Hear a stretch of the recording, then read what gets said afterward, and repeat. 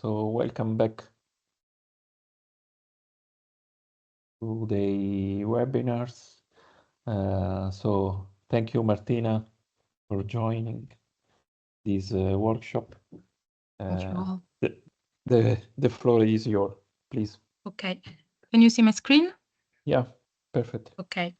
Good morning. I am Martina Palermo, and I am at the third year of my PhD. Today we will see something about my research activity of these 3 years. In particular, some concept about the numerical modeling of energy system based on PV source.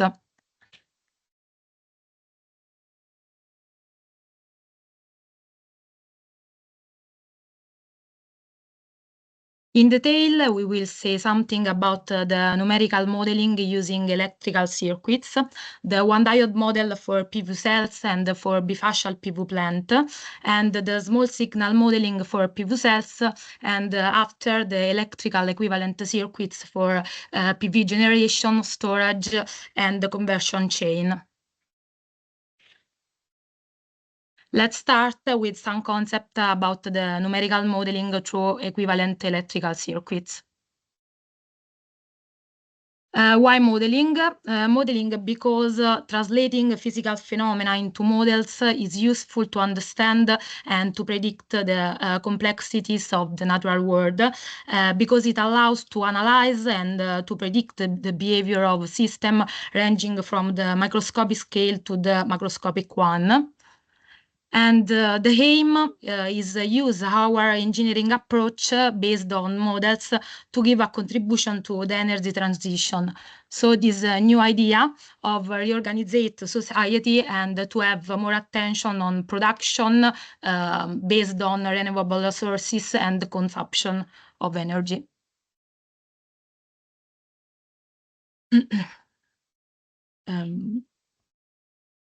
Let's start with some detail about electrical circuit approach. In general, we want to represent and understand the behavior of complex system with the electrical analogies. The electrical circuit approach is based on the relationship between integral electromagnetic quantities such as current and voltage and physical phenomena. In detail, we use lumped parameters hypothesis, and it's possible to represent and to describe a complex system using lumped parameters circuit when the dimension of the components under analysis are sufficiently smaller than the wavelength corresponding to the maximum operating frequency. In this case, we can use the Kirchhoff current and voltage laws, and we can write equation, and with this equation, we can describe phenomena. Let's start with the well-known one-diode model for PV cells. The one-diode model is a simple used way to represent the behavior of a solar cell. In this model, the solar cell is treated as an electrical circuit made up by a current source, a diode, and 2 resistors. In general, the current source represents the electricity generated by sunlight. The diode simulates the behavior of the p-n junction in the solar cell, and the 2 resistors account for losses. In particular, the series resistance represents the resistance from a neutral zone, from the vertical paths, and from contacts, while the shunt resistor represents small leakage due to the shunt paths through the cells. Solving the one-diode circuit, it's possible to find an equation, and it is the equation shown in this slide. In the past few years, we made some measurement on a silicon solar cell to obtain its one-diode model in the dark and in the light condition. To obtain the model, an analytical procedure was developed. In detail, we have 5 unknowns to determine, and it's possible to divide these unknowns in 2 groups, independent and dependent one. It's possible to write the equation exploiting the open circuit voltage, the short circuit current, the maximum power voltage and current, and considering the ideality factor of the diode and the series resistance as independent parameters, we reduct the dimension of the problem in a 2-dimension problem. After we have determined the ideality factor of the diode and the series resistance of our cell, it's possible, using this equation shown in the slide, obtain the other 3 remaining parameters. And in this way, we have the initial vector made by 5 unknowns.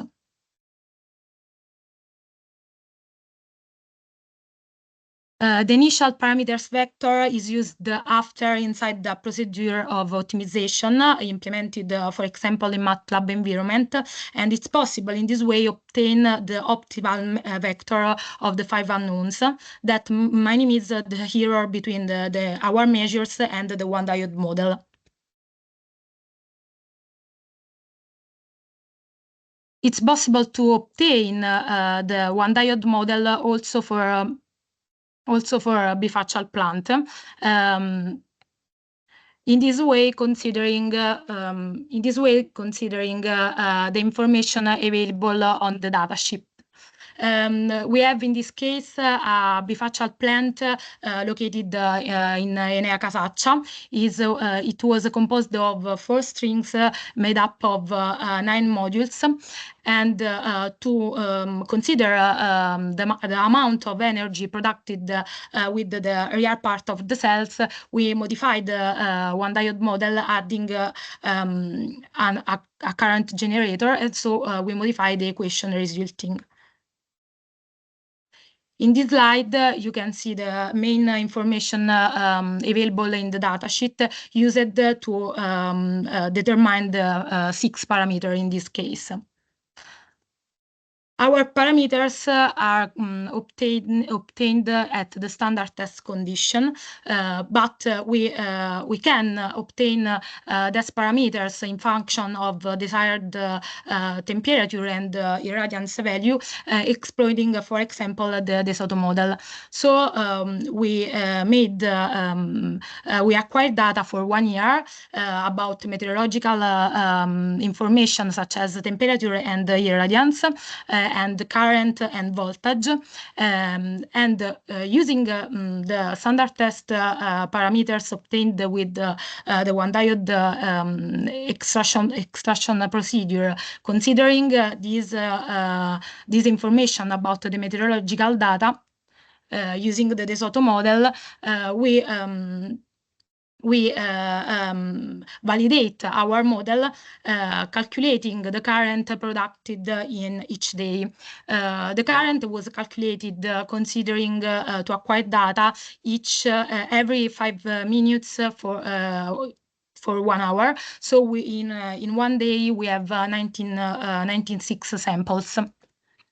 In this slide, you can see the result obtained for the current corresponding to a specific values of irradiance and temperature. We observe that our model is better working when we are not in condition of completely clear sky. It's also possible to develop another procedure to model the PV cells, and this procedure is the small signal modeling. We also know that the solar cell are DC components, but it could be useful to determine the complex impedance of PV devices to design reliable and efficient generation system. And it's important to obtain information about impedance spectroscopy because we can match in a better other way, all the component of the conversion, storage, and of the chain, when the operation condition of our device will change, such as voltage, temperature, or irradiance. In literature, there are a lot of methods to determine the AC parameters, but it has been proven that methods in the frequency domain, such as impedance spectroscopy, could give more accurate results. And when we make impedance spectroscopy, we excite our sample, in this case our PV device, with a sinusoidal voltage, and we measure the current resulting. Dividing these two quantities, it's possible to obtain the complex impedance. In general, when we have this complex impedance, we want to model it with elements such as resistor and capacitance. In general, an ideal relaxation process it can be represented by an RC parallel circuit, and its Kirchhoff current law is shown in this slide. So in the literature, you can find that the AC equivalent circuit of a solar cell is obtained substituting the diode with the parallel of the diffusion and translation capacitance, and the parallel with the diffusion resistance and the shunt resistance. Here you can see a simplified notation obtained considering the parallel between dynamic and shunt resistance and the transition and diffusion capacitance. And the expression of the complex impedance is here shown, and you can see the real and the imaginary part separated. In particular, in this slide, you can see also the asymptotical trends of the complex impedance. These are useful when you want to determine analytically the parameters such as the parallel resistance, the series resistance, and the parallel capacitance. So our building block is the RC parallel circuit, and you can analyze it in terms of Bode diagram or Nyquist diagram. In particular, if you have to work with the Nyquist diagram, you can use the asymptotical trends of the complex impedance shown in the slide before to determine a first initial vector of these three unknowns. In particular, to obtain the parallel capacitance, it's possible to consider the point for which omega tau is equal to 1, where omega tau is our relaxation process constant, and if we model our device with RC parallel is equal to RC.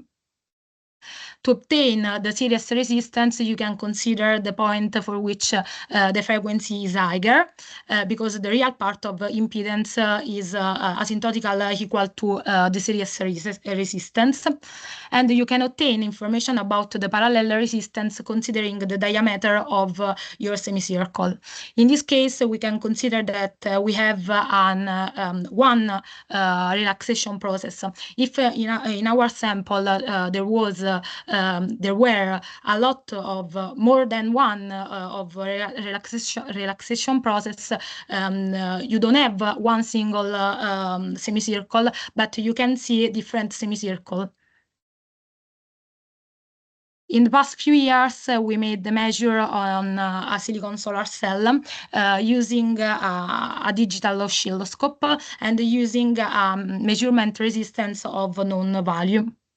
In particular, this oscilloscope was able to feed our solar cell with a DC voltage and to superimpose to this DC voltage a sinusoidal voltage of small amplitude. In this slide, you can see the result obtained from the frequency response analyzer, our digital frequency response analyzer. In this both diagram, you can see considered also the measurement resistance. You have to isolate the impedance of the cell, and you can obtain the single Nyquist diagram of our cell. You can see that in this case we have the diagram, the Nyquist diagram more or less next to the origin of the axis. So you can consider that the series resistance is more or less equal to 0. And for this case, we have a single semicircle, so it's sufficiently consider an RC parallel circuit. In this case, you can see the analytical calculation of the parallel capacitance and the parallel resistance, not considering the Nyquist diagram, but considering the Bode diagram, and the procedures are analogous. In particular, to obtain information about the parallel capacitance, it's possible to consider the maximum of the phase curve, while it's possible to obtain information about the parallel resistance considering the low frequency gain. After you have determined the parallel resistance and the parallel capacitance with an analytical procedure, it's possible to use it inside an optimized procedure. In this case, for example, in MATLAB environment, and this procedure is based on the minimizing of the error between the measures and our model made up with IRC parallel. In the last part of this workshop, I want to give you information about the electrical equivalent circuits for PV generation, storage, and conversion chain. We suppose to feed a constant power and voltage load, such as an USB with a photovoltaic device, and we consider our DC bus made up by a capacitor. We want to develop a simulation approach to estimate the process of charge and discharge on this supercapacitor.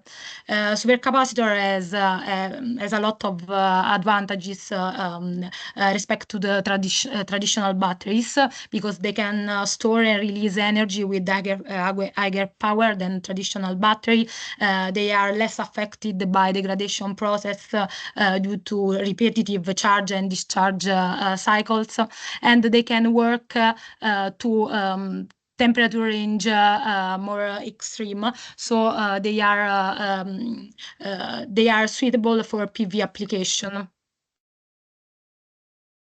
In particular, the model of the entire generation, conversion, and conversion chain is made up with 5 blocks.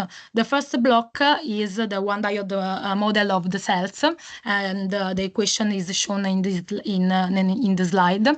The second part is our DC-DC converter. The DC-DC converter have 2 aims. The first is to making our PV device working to the MPP condition, and the second was to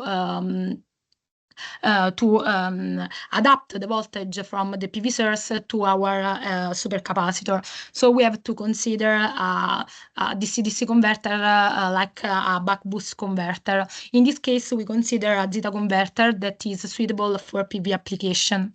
Its modeling is present in the low part of the slide.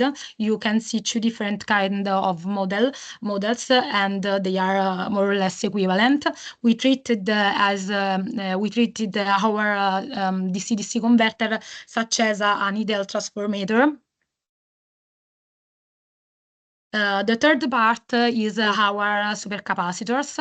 We consider 3 different models for the supercapacitor. The first, ideal condensator capacitance, and the second is a capacitance with a self-discharge resistance, and the third is the full non-ideal representation, in which we consider also a series resistance. The fourth and the fifth block and the fifth block worked in a coupled mode. So we can consider the last DC-DC converter modeled as a transformator, and the load that is a voltage and power constant load, and so we modeled it with a resistor. In this slide, you can see the model of the entire conversion chain. The integration of different blocks is resulting in a dynamic model different from the model of each part of each single part of the chain. This is mostly caused by the concurrence of the PV source, that is a power limited nonlinear source, and a constant power load, and also the supercapacitor that has its maximum voltage that can support. And the full dynamic model of our chain is completely described by the state equation of the voltage across the supercapacitor, because it is the only dynamic element present in the chain. But we can have some problems, so we have to consider equilibrium point for the final voltage, because the voltage, the power produced by the PV source, assuming to have perfect MPPT, could be larger than the load's request, and this could lead in unstable conditions, because the voltage on the supercapacitor could rise indefinitely. So we consider different combination for load and for capacitors, and we try to discover the equilibrium point, the possible point. This procedure was done considering a different voltage and the current gain for the DC-DC converter. So the solid line represents the EV curve of the PV source, considering to have voltage and current gain equal to 1, and the other light line are obtained varying the voltage and the current gain. The dashed line is the envelope of the possible point, the emitted point. You can see that equilibrium points are possible when the power request from the load is lesser than the power request than the power produced by the PV source at the maximum power point. So this is important because in this way you can consider all the dynamic present in a conversion, storage, and the generation chain. Because when we want to control our first DC-DC converter, and control a DC-DC converter is equal to set his duty cycle, so the time in which our switch in the DC-DC converter are open and closed, we have to consider not only to making our PV device working at the maximum power point, but we have to consider to have a specific load and to have a storage element such as a supercapacitor that has its own characteristics. And this is all. Thank you for your attention. Thank you very much for your presentation, Martina. I don't know if there is a question from the others.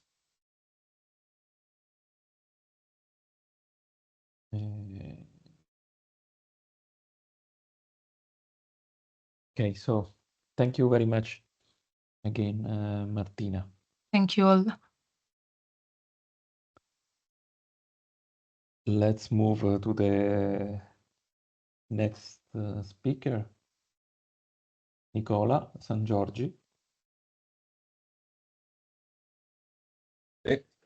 Ciao Massimo, di nuovo. Hi, Nicola. Hi Massimo. Hi. Yeah, the floor is yours, please. Thank you.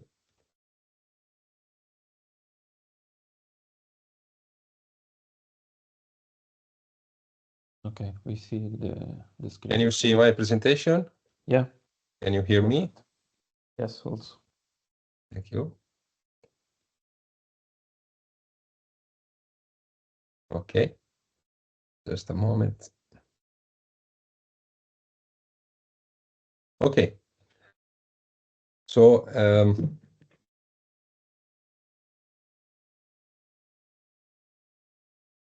good morning. Good morning, everybody. My name is Nicola Sangiorgi. I am a researcher at the CNR Institute in Faenza. And first of all, I would like to thank Massimo and the other colleagues from ENEA to organize this very interesting and important meeting and workshop, and also to give me the possibility to present the result and the activity that we've done in the IEMAP project, focused on fully integrated system based on photovoltaics and supercapacitors, so challenges and opportunities. And before moving on the scientific part on this presentation, I describe briefly our institute and our laboratories and infrastructure. So we are the Institute of Science, Technology and Sustainability for Ceramics in CNR. So we are the reference inside the CNR for ceramic materials. We are one of the 88 institutes of CNR, founded in 1965. We are more or less 100 employees, and this number of students, postdoc, and visitors, and so on. And we have a lot of collaboration, national and international, with a project also with the industries. And so we're working on ceramic materials, as I said before, and then we move from a basic research to applied research in this field. So you can see here our research line. So we have a lot of activity on development of high-tech materials, also for hard environment, materials for earth and nanotechnology, materials and process for energy and mechatronics, and finally, we also have a dedicated research line on cultural heritage and advanced materials for building. So the Energy and Mechatronics Group, the activities of Energy and Mechatronics Group are focused on technologies for production and utilization of energy. So we start from, for example, synthesis of materials and the related process to produce solid oxide fuel cell, solid electrolyzers, new generation of photovoltaics, and very linked to these topics, we're working also on solar fuels production by photoelectrochemical cells. And we're also working on the development of new gas membrane systems based on ceramic materials, obviously. And we're also working on storage technologies. So we're working on Excuse me, yes, Nicola. yes. We are always seeing the same slide. Is it right or? Okay. No, I moved this slide. Yeah, we are always at the first one. Okay, now? No. I don't know. I try again. It also is not in the presentation mode. No, yes. Yes. Now it's changed. Now? We are at the second one. Yes. Now I move my slides. No, we are the second one. No. So sorry. I try in a different mode.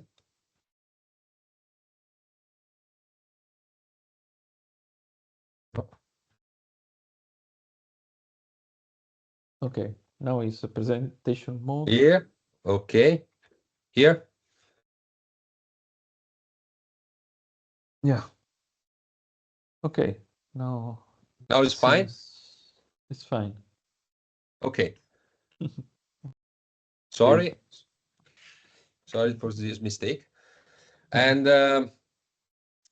so we are working also on technologies for energy storage, for electrochemical energy storage in particular. So we are working on supercapacitors and on solid state electrolytes for sodium-ion batteries.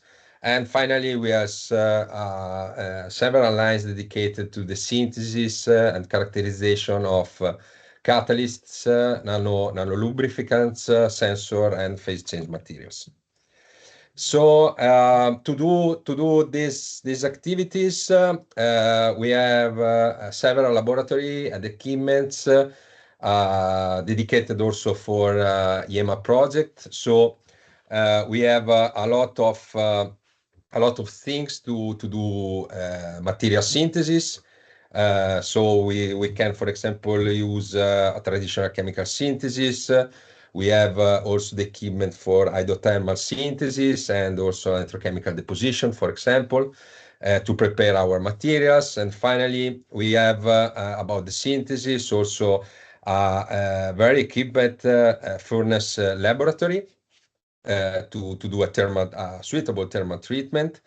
And after the material synthesis, we have also a lot of equipment and instruments to prepare the inks for the different process and to optimize this ink. And after this optimization, we have different instruments to deposit film with different thickness, so thin film or thick film. For example, using screen printing, inkjet printing, spin coater, and so on, and other kind of process. And after the film realization, we have also a lot of equipments for the characterization. So for starting, for example, from optical microscope or electronics one, and moving to determine the electrical and electrochemical properties of our system. So we have an electrochemical and photoelectrochemical working station, a spectrophotometer, and in the case of photoactive materials, we have also a solar simulator. So in the IEMAP project, in particular in the work package number 4, dedicated to development of materials for photovoltaics, our institute and other CNR participants are involved, in particular involved in 3 activity lines, and in particular these lines are dedicated to development materials and device for 2 terminals, fully integrated photovoltaics and storage system. So the coordination of this institute was done by the Department of Chemical Science and Materials Technology, and these are the other institute involved, spread around Italy.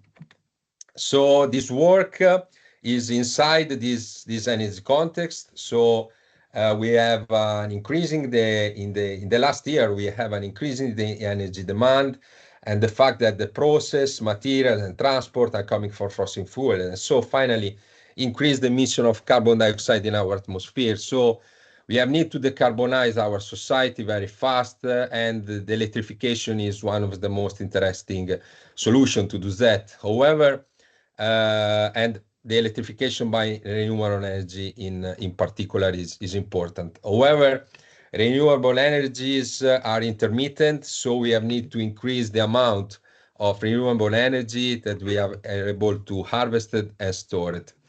And one of the most interesting solutions to do that is store electrochemically the solar energy by photovoltaic technology in an electrochemical storage units, for example, battery or supercapacitor. So to do that, we have 3 different configurations traditionally. So we have two different devices. So we have a solar cell and a storage unit electrically connected. We have the so-called three terminals configuration, where one electrode is shared between the PV and the storage system. And finally, we have also the so-called two terminals configuration, where one electrode is a particular electrode because it's a bifunctional electrode. So in IEMAP, we're working on this two terminals configuration due to some advantages. For example, we have need of less components. This system offers an easy integration, is lightweight, and it have a low cost. And however, a great challenge is development these bifunctional materials, because these materials must be able to store at the same time, to harvest and store, sorry, at the same time solar energy. So considering the storage unit, supercapacitors, due to their higher power densities and sustainable energy density, represent an interesting solution as energy storage. And we have three different working mechanisms in which the supercapacitors store electrical charge. So we have a traditional electrostatic mechanism. So the charge are stored at the interface between the electrode and the electrolyte. So this charge are stored electrostatically.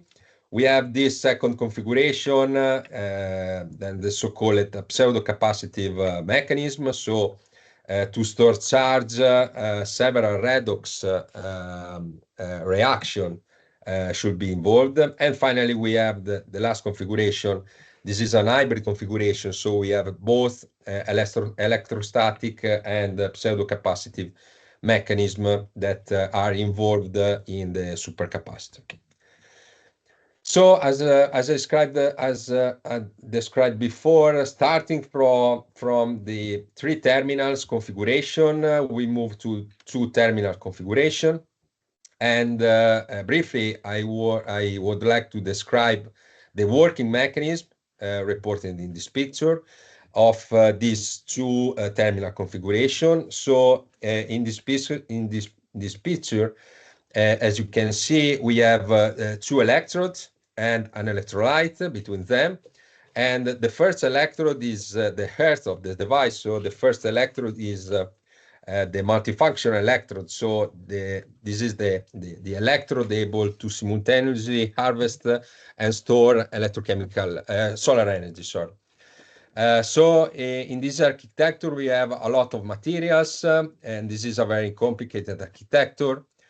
So we have this silver sulfide quantum dots and zinc sulfide transport layer that have a different function. So we have the first component that is able to absorb light and generated photocharge. And this photocharge, in particular, the negative photocharge, are able to move inside the other materials and go outside the device. And then these negative photo-generated charge are used to accumulate on this supporting electrode this charge, while the opposite photo-generated charge, so the holes, are used in the multifunctional system, and in particular are used in this PDOT, in this conducting polymer, as a pseudo-capacitive materials able to store electrical charge to do this storage. So in this way, when this device is illuminated, is able to store electrochemical charge and is able to give this charge where required during a discharge cycle. So there are also in this case different challenges, obviously, in the scheme. So it's most important considering the different energy levels of the different materials, the properties of the interfaces created between them, and also the conductivity of each materials. So in the IEMAP project, in the work package 4, we propose two possible approach to develop a new kind of two terminals device, and in particular, we study a single multifunctional materials or a composite material. So today I would like to talk to you about this second option, and what we do to develop new materials for this purpose. So first of all, we prepare the electron transport layer, so the layer devoted to accumulate and move the negative charge on the multifunctional electrode. So to do that, we deposit TiO2 based film by screen printing, and in order to enhance its surface area, we decorate this screen printing film by inkjet painting. So we use two very common techniques and very suitable also to scale up and industrialization application. These are two chemical process, and obviously before the deposition of the film, we several activities focused on ink optimization, the definition of the optimal deposition parameter, and the identification of suitable thermal treatment were done. And this is the microstructure of our film. So we have an homogeneous and very porous film, and these are two very interesting characteristics to obtain an efficient photoelectrode. So we characterized our film from the optical point of view and from its structure properties. So for the first, we use a spectrophotometer method, and we prepare this tau plot to evaluate the band gap energy of our system. And this value confirm the presence of TiO2 anatase phase, so the desired phase, and also the XRD pattern confirm the presence of this phase. So in the IEMAP project, obviously we test other kind of large bandgap semiconductor, for example, tin oxide, zinc oxide, and tungsten oxide. But today I would like to talk to you about titanium dioxide film. So we successfully prepared this electron transport layer. And after that, we have needed to transform this electron transport layer into a materials photoactive. So we have need to move the absorption of these materials, such as TiO2, that traditionally absorb UV light, into a new materials that's able to absorb visible light. So a light with more energy. So to do that, we use a sensitization approach, and to complete the preparation of the photoelectrode. So we start from our TiO2 film and use a commercial dye called N3 to synthesize the TiO2. And also in this case, in the IEMAP project, we also tested other kind of organic dye, in particular developed by our colleague at the Ecom Institute. And so I suggest you for more information about that to participate and follow tomorrow the presentation that will be done by our colleague Gianna Reginato, that she gave more information about this organic dye. So we synthesized our TiO2, and so we characterized the new photoelectrode by UV visible spectroscopy, and the new tau plot that we have obtained in this case show clearly that we are able to decrease the band gap of this material. So we have a colored film, red, that is the color of this dye. And so in conclusion, we are transform our white TiO2 in a new colored film able to absorb visible light. So after this characterization, another one very important for the final application is study and determine the photoelectrochemical characteristic of this photoelectrode. So to do that, we perform this electrochemical method. So we perform a chronon amperometry in this condition. So we apply a constant voltage and we register the change in the current density in the function of the time. And in particular, we acquire the different current density when the system is illuminated and not illuminated. And to do that, we use photoelectrochemical cells, very suitable setup for this kind of characterization. And in conclusion, as you can see from the chronon amperometry curve, this film is able to produce a photocurrent. This is the photocurrent. And also this property is very important to prepare a photoelectrode, very efficient photoelectrode. So to conclude, the preparation of the multifunctional electrode, so the electrode able to simultaneously absorb and store solar energy. On top of this electrode, we deposit the storage materials, and we select the electrochemical deposition as a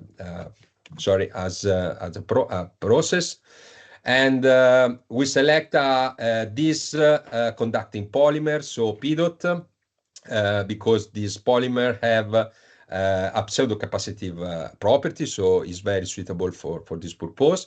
And the deposition conditions are reported there, and in particular, controlling the amount of charge that flow on the electrode, we deposit the same amount of PDOT every deposition. So also in this case, we use a process, a high reproducible process with is easy controllable, and also in this case with the low cost. And from the CEM analysis, we clearly show the differences between the TiO2 and the NA3 surface, and between the surface with the polymer deposited on top then, and also from finally also the color of our photoelectrode change. So we're moving from the previously described red electrode to a dark system, because the PDOT is a black conducting polymer. So after the deposition, we move also on the functional characterization of this multifunctional electrode.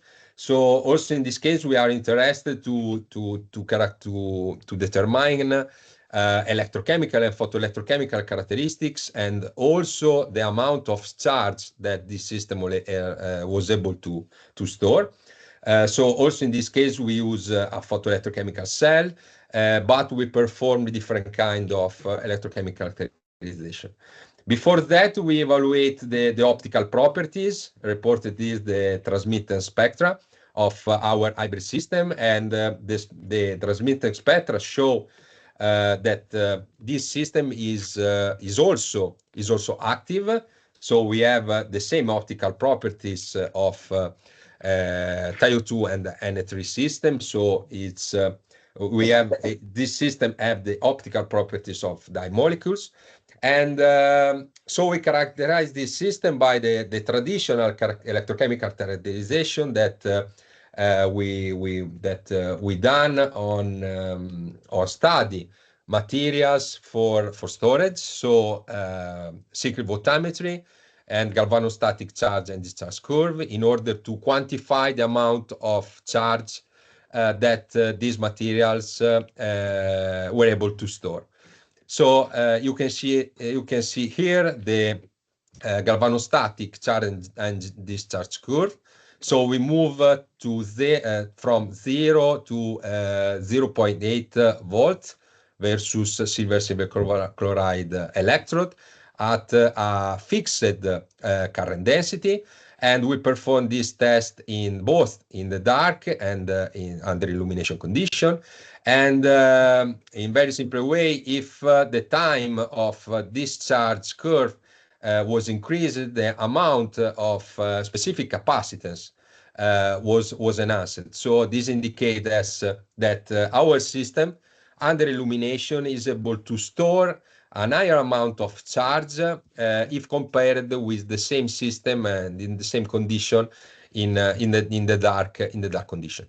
And to confirm this result, I report here the trend of specific capacitance in the function of scan rate obtained by cyclic voltammetry, so with another kind of characterization.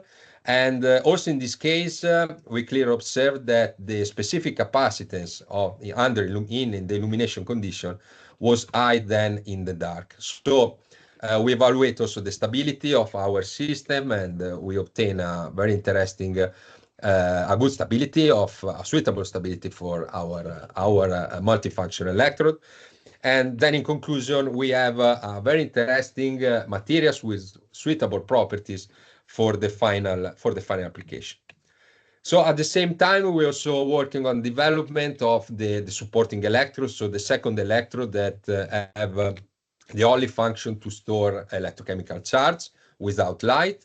And also in this case, we use a PDOT as a pseudocapacitive material deposited by electrochemical deposition and using a molecular imprinting technology. That is a technology that we use to increase the surface area, so the amount of electrical charge that this film is able to store. And we characterized this film by different structural and morphological characterization. Obviously, also in this case, in the ENEA project, we tested also other kind of pseudocapacitive materials for the same purpose. For example, different kind of metal oxides, other conducting polymers like PANI, and also graphene and reducing graphene materials.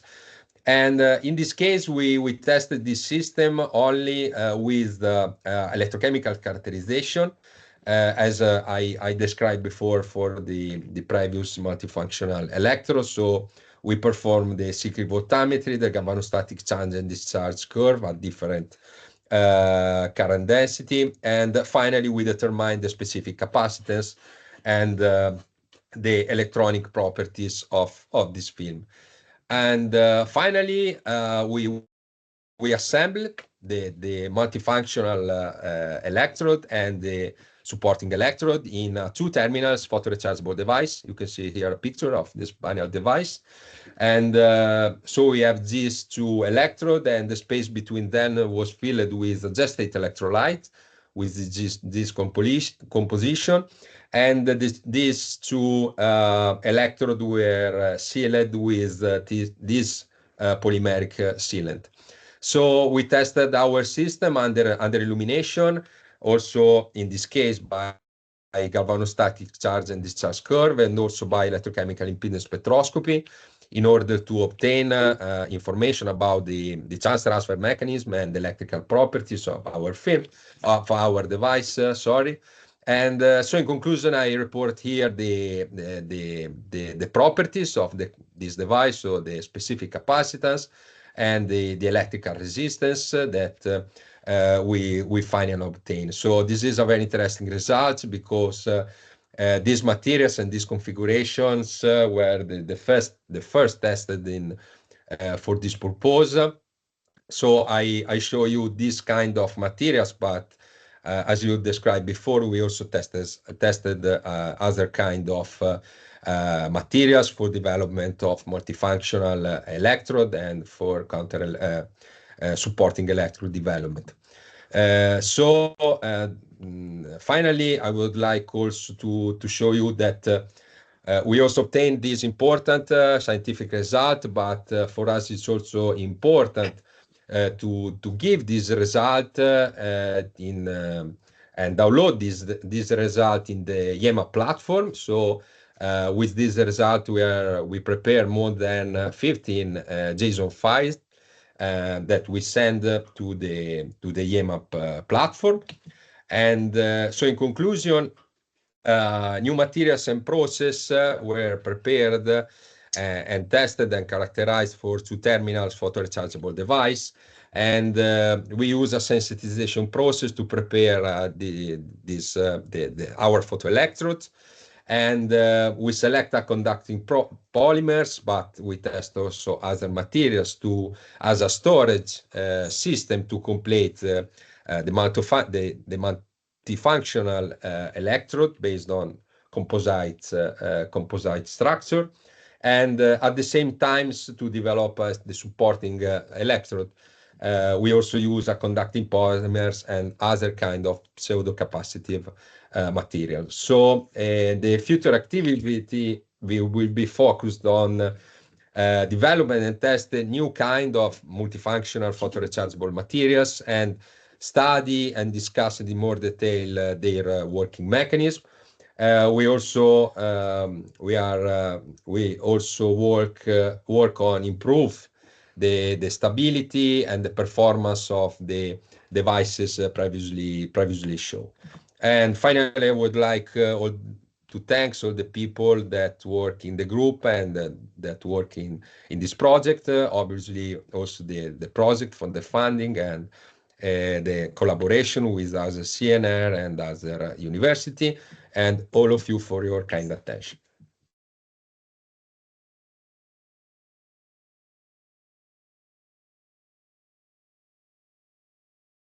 Thank you very much, Nicola. Thank you, Massimo. Sorry for the mistake at the beginning. No, thank you, Nicola, because your presentation was very didactic, very informative regarding your research activities and your institution. So very nice. Thank you. I don't know if maybe a question from the others. Alessandra, I see your hands. Please. Yes. Hi, Nicola. Congratulations Hi. for the presentation. And you mentioned the stability of the device. My question is about which is the bottleneck for the durability. Yes. So, in my opinion, there's are not one bottleneck, as you can probably know.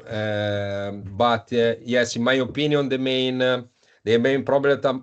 problem about the stability of this device is linked to the stability of the electrolyte. Because traditionally we use a liquid electrolyte, but the stability is obviously low. So we use a jet state electrolyte to try to increase the stability, but the solvent of this jet state electrolyte was water. And if we think that this device will be exposed to the sunlight for 1 day, 1 week, and 1 month, the temperature of this device increase, and then a leakage problem and evaporation problem of the water is a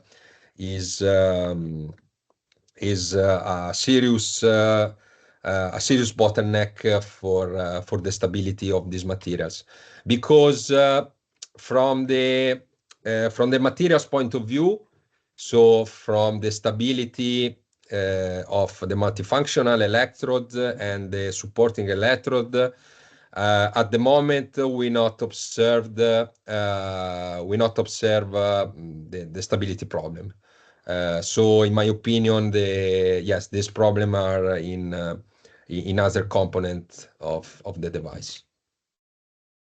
Thank you. Thank you. Thank you again, Nicola. I don't see other hands up. So let's move to the next speaker, Nicola Lisi. Here I am. I will share. Yeah, please.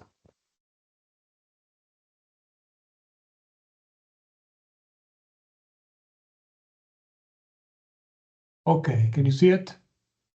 Yeah, perfect. Okay. In this talk, well, I didn't know exactly if this was a scientific presentation of a course and which was the public going to be. So I kept this presentation quite general. I will first talk generally a brief presentation of hydrogen research and energy and research on hydrogen and energy. And then I will go through some slides of a system that we are preparing for high throughput automatic material discovery. Now, ENEA this is the general introduction. I'll go through rapidly. Is based on 4 departments on 9 research centers, and is currently, I think, is the second Italian research organization with about 2,500, 2,700 employees. It's the former Center for Nuclear Energy. It's the former Agency for Nuclear Energy. And the mission is to promote growth and increase the competitiveness of business, public administration, and through the acceptance of technology development and the transfer of innovation. So the ENEA contribute to the ecological energy transition and provide solutions in critical sectors like mainly energy, climate change, circular economy, and eco-friendly technologies to protect the environment, so with health and safety issues.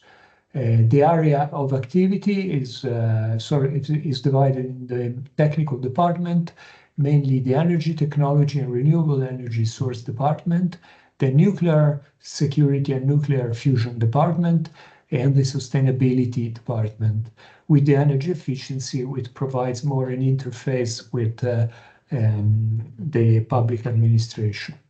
Okay, the research and development, the research activities for clean energy are in energy focus on energy generation of renewable energy, so photovoltaic, solar heat, solar thermal, and biomass gasification, and energy storage. And in the energy storage, we put both batteries and hydrogen production. And then energy use and application, so hydrogen in fuel cells, methanation, and efficient combustion. Although methanation can be seen as a form of carbon capture use and valorization, and also as a form of energy storage. So this is how we are divided. Now, when we are talking about research in the energy sector, we see that there are some important criticalities. There are some very critical challenges. First, because the new technologies should be carbon negative with respect to the current technology, and have overall a lower impact on the ecosystem. But then also that the economic cost of the new technology should be possibly lower to foster adoption or comparable to current technology. Also, if the technology is too expensive, then it will just displace the environmental cost elsewhere. And this low carbon footprint and cost and low cost must apply to the full life cycle assessment of the new technology. And this gives some big problems, because in the historical perspective, the current energy is currently very, very cheap. And present day human societies use really massive quantities of energies, because there is a large number and a huge number of intense users. And we use massive quantity of environmental resources that are not renewable. So replacing all this is going to be really difficult, and it should be taken account by research. Now, for example, we have renewable power sources like solar and wind that work very well, but are intermittent, erratic, and unpredictable. Because, for example, we have the wind and the no wind, the day and the night, the sun and the clouds, and we have seasonal variations, and so on. So this give really now this is probably everyone of you know that is considering this problem, we should take into account that there is which is the difference between energy and power. So power is the energy per second, and energy is power integrated over time. So when we are talking about the power sources, we have in the grid, in the electric grid, we have three types of power. The grid, the power that is stored, and so the full capacity when all the sources are excited, then the power that is effectively produced, and that it is effectively absorbed by the loads. So since the electric power grids are rigid, so they're made of conductors, produce and absorb power must always match. So excess of production, not to speak of the excess of installation, is wasted. So energy storage must currently be introduced to the grids to store as much as possible the excess produced power to match the absorbed power whenever production is in defect. So we will have to introduce really massive quantities of power accumulation into stored energy. Some example of energy storage for you, well, this is so any battery, and but also a lake at high altitude is or the bedding of a spring can be seen of an energy storage. We will focus more on the last one, for example, the chemical reduction of carbon dioxide or the chemical reduction of water into CH and oxygen, or for example, any type of reduction. So removing oxygen or adding hydrogen to most compounds can be seen as a form of power storage, given that our atmosphere is mainly oxidizing in nature and there are massive quantities of oxygen. So, and also another type is in any battery, when an ion leaves one of a salt and drifts into a conductor at equilibrium reversibly under a weak electric field. So let's come to hydrogen production in its colors. We've been considering only three colors. There are many more colors. So gray hydrogen is the most quantity of hydrogen that is currently produced. The greatest part of hydrogen is produced by steam reforming. So steam reforming is gray, in the sense that if we use methane or any other hydrocarbon, in the end we will produce hydrogen and CO2. So it's exactly the same as burning methane. If we introduce carbon dioxide sequestration, that is classified as blue, because we have to see if this sequestration is permanent or geologically stable. In perspective, instead, hydrogen that can be a green hydrogen can be made by electrolysis of water if it's powered by renewable resources. H2 can also be stored. H2 that is produced as a green hydrogen can be stored in the gas transport grid or converted in e-fuels. In that case, it will become gray, of course, because it will be burned again. So it is believed currently that clean hydrogen will have a key role in the energy transition, mainly for the electrification in the chemical production, for the treatment of ores, for recovering oil, energy storage. Well, it's the hydrogen as an intermediate energy carrier can be applied really along many value chains. However, now it is in a niche. It's not into the main flow of energy. And so why is hydrogen still in a niche? And why it should go beyond that. The material development of our society was up to now mainly powered by hydrocarbons, carbon, oil, and gas in a row. But hydrocarbons are a huge energy reservoir made mostly by life forms that converted solar and thermal energy and also nuclear energy from the Earth's nucleus by reducing carbon dioxide in billions of years. In the last 300 years, we have been recovering most of the energy by oxidizing CH bonds.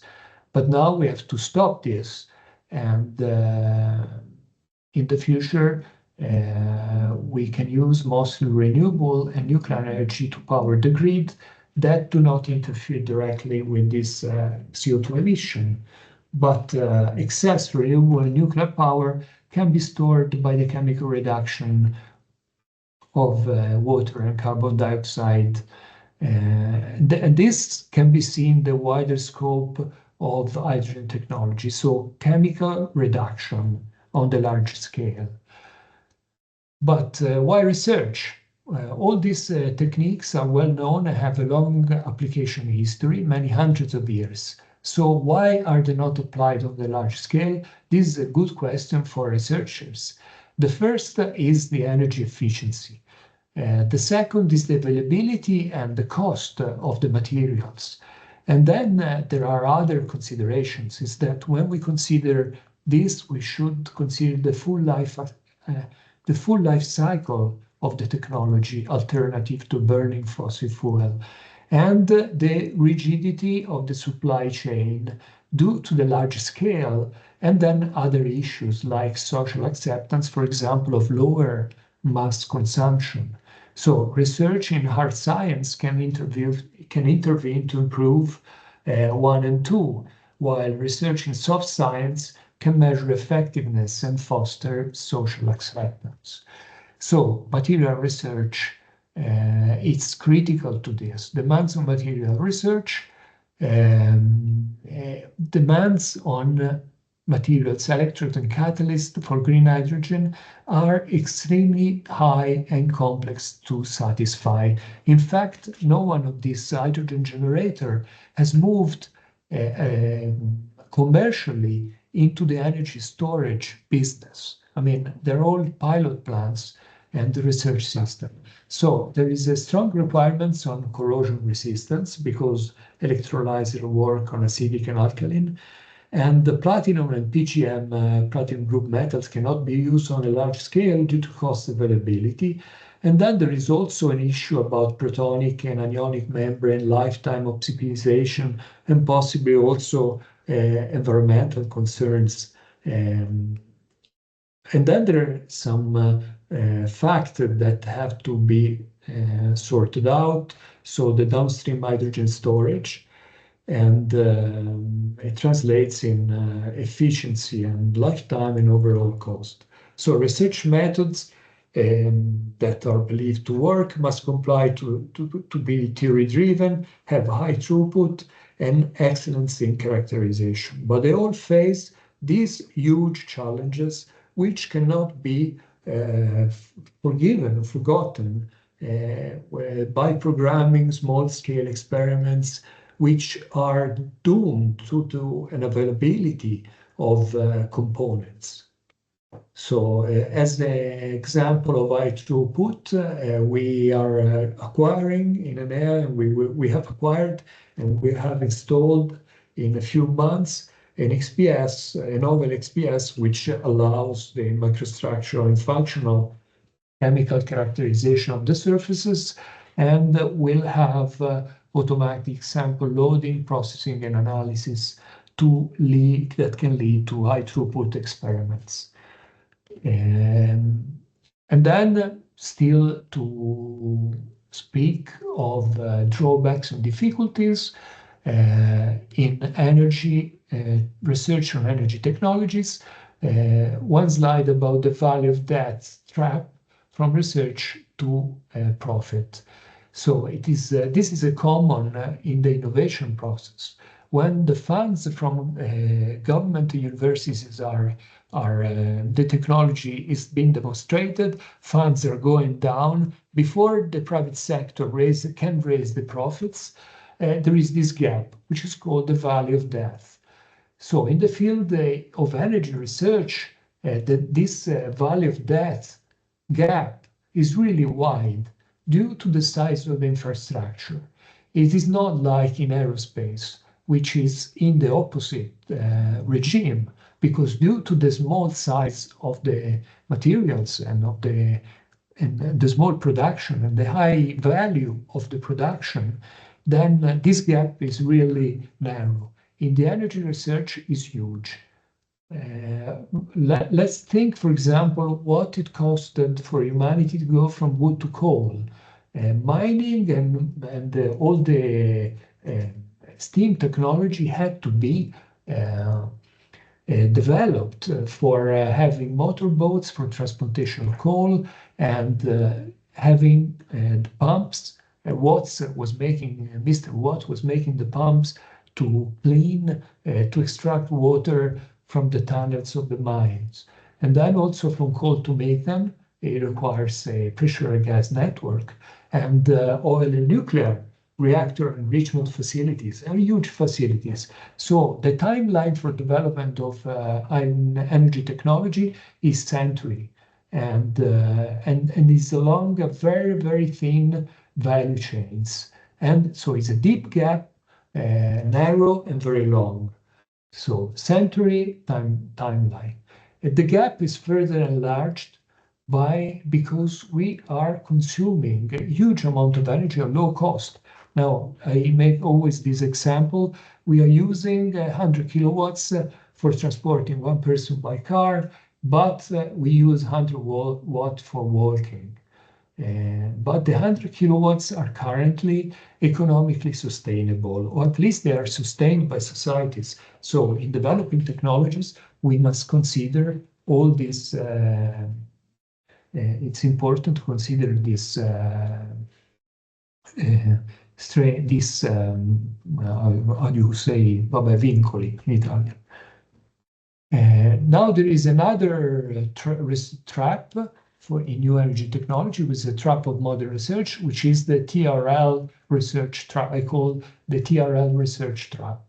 So in the 1974, NASA introduced TRL scale for technology readiness of research and innovation in the aerospace industries. So very small gap, a very high cost and very high rewards. So going from basic principle to flight proven. TRL9 is flight proven. In the energy field, the new technology can be 100% functional and TRL9, so flight proven, but totally pointless to apply because of cost issues. This is particularly related to the energy research topics. But what we see currently is that newspapers, but also scientific papers and Horizon 2020 are full of fantasy solutions to global energy and environmental issues, along the myth of the disruptive innovation, which I think in the energy field is very, very difficult to introduce at a large scale. So the TRL, it's true, TRL can be still applied, but it must be along well-proven industrial value chains in the energy field. Then, if I have still a few minutes, I will show a concept that we have on automatic material discovery that we have been developing in ENEA. in the IEMAP project. So we have designed and developed, and we are currently building a material sequencer based on a sequential physical vapor deposition of different oxides and metals to develop, to discover new battery, possibly, and other energy materials.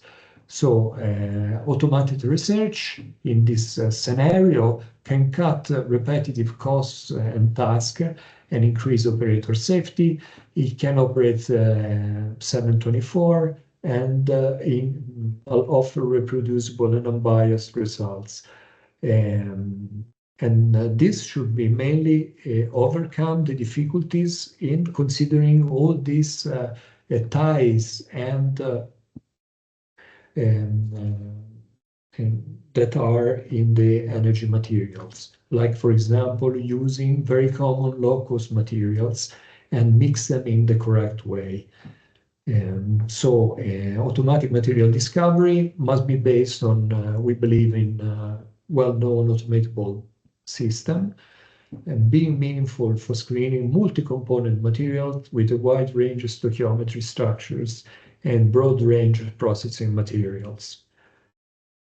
And usually it can be done either sequentially or in a parallel configuration. Now we can see that already in the market there exist some combinatorial sputtering methods. So there are some dedicated sputtering machines that you can buy from PVD Produce or Kurt Lesker, at least, for example, and there are several publications, and they use usually a parallel approach. So you deposit over a wide area, and by using gradients for each components, you can mix materials in different ways. And they have been applied, for example, to metallic glasses to investigate different combination of metallic glasses, or different materials for cathodes for alkaline batteries. The combinatorial methods have been also applied to lithium-ion cathodes, and some work have been demonstrating that combinatorial cells work well as point cell of individual composition. And then also methods for testing, parallel testing of multiple batteries have been applied, but no approach to this problem has been reported, at least I didn't find, to a sequential approach. So we developed this concept in which we have a multiple target source and one single substrate, which is being rolled over the deposition area in order to deposit spots with different composition, and then test them inline testing. So because we think that by sequencing materials and having a synthesis short loop between synthesis and characterization, it's possible to have two approaches. The first is empiric, so to have a short automatic loop, so to have the machine that can implement an algorithm for optimization. And then this can be theory-driven, so there is a loop between synthesis, structural, and functional characterization, which explores what is suggested by atomistic calculations. Both empiric and theory approach can be integrated and controlled in the future by generative artificial intelligence in principle. And all this can be, so there is a software environment that should operate the machine. So this is the concept, so automation first, and sputtering co-deposition, which allows to use, in our case, 6 sources of different target materials, both metals or oxides, and then the inline characterization, which can be electrochemical, but it should be done in high vacuum, so using either molten salt or a polymeric system, or you can add some, but at the price of higher complexity, for example, some Raman diagnostic under vacuum. This is possible. But you can also produce tape libraries with a code marked for each compositional spot that can be stored for further offline characterization. So this is the machine of the design, which has been acquired and finalized, which can be interfaced, one side, the back side to the lab for service, the front side to a glove box for operation. And so this is, and the machine, the acquisition of the components has been completed, the design has been acquired, and the system has been contracted, manufacturing, and it will be probably delivered soon. So these are some vision of the final design. There, with these sources that can be tilted and shifted to focus on this composition. But the combinatorial synthesis will be done sequentially along the rolling tape, which is made of stainless steel. You can see it here. It's a 2 centimeter, 20 micron stainless steel. Flanges have been manufactured. All the vacuum components have been acquired. And also some of the targets initially for the application to battery cathodes, and in the future also to other possibly catalyst or high entropy metal for catalysis, or mixed oxide metal for electrolyzer catalyst. So the concept is that the conclusion is that some competency has been developed, but the energy research in the energy field, if one wants really to alter the climate altering emitting technologies, it will be very hard and it will take a long time, and it requires really big investment and reconsider many things.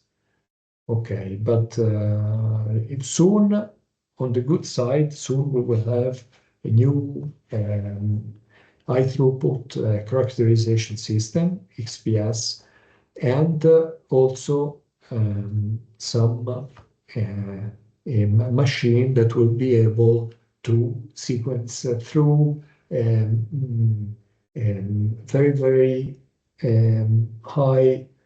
very high number of combination of material.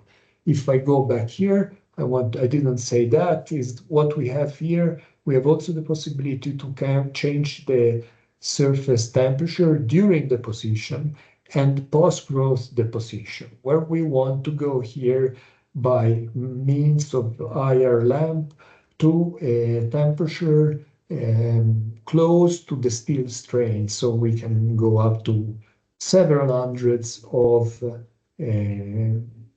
centigrades. Okay, so thank you. Thank you very much, Nicola. Yeah, thank you very much for your presentation, because a lot of information. So thank you again, Nicola, and thank you all for your participation. Thank you. See you later.